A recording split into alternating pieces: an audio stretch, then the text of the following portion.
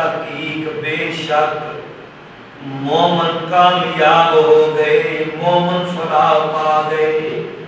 اللہ جی کیڑے مومن کامیاب ہو گئے؟ اللہ فرماتے ہیں الذین ہم فی صلاتہم خاشعون۔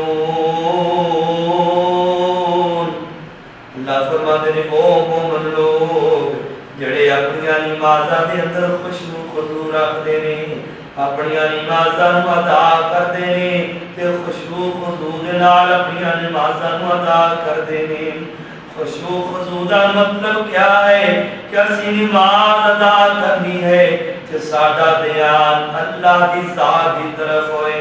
اللہ دے پاک پیغمبر نے فرمایا کہ تسی نماز اس طرح ادا کرو کہ گویا تسی اللہ نوں ویکھ رہے ہو، اللہ تانوں ویکھ رہا ہے۔ تسی اپنے مالک دے سامنے کھڑے ہو، تسی اپنے رب دے سامنے کھڑے ہو، تسی اپنے شہنشاہ پیدا کرنے والے دے سامنے کھڑے ہو، وہ تانوں دیکھ رہا ہے۔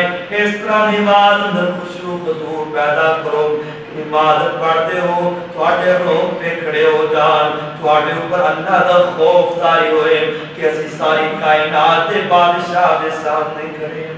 اسی نماز ادا کرنے ہیں، اسی نماز ادا کرنے ہیں، جلدی جلدی نماز پڑھی اور نماز بھی پڑھ دے ہیں، ہم نے نماز کے اندر اپنے کاروباری معاملات نمٹا رہے ہوتے ہیں، اپنے دنیاوی معاملات طے کر رہے ہوتے ہیں کہ میں نماز پڑھ کے ان پہ جا کیا کم کرنے، ہمیں نماز پڑھ کے ہمیں نماز کو فارغ ہو کے میں فلاں کم کرنے، میں فلاں بندے دے کول جانے، اسی اپنی نماز کے اندر دنیاوی معاملات طے کر رہے ہوتے ہیں۔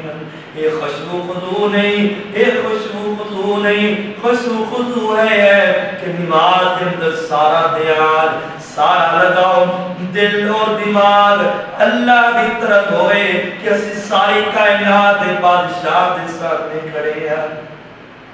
حضرت ابو بکر صدیق رضی اللہ تعالیٰ عنہ دے بارے اندے کہ حضرت ابو بکر صدیق رضی اللہ تعالیٰ عنہ نماز اس طرح ادا کر دے کہ گویا سوکھی لکڑی کھڑی ہے، سوکھی لکڑی کھڑی ہے، یعنی اس طرح سخت ہو کے اللہ دے سامنے کھڑے ہو جاتے، ذرہ برابر اپنے جسم حرکت نہ دے۔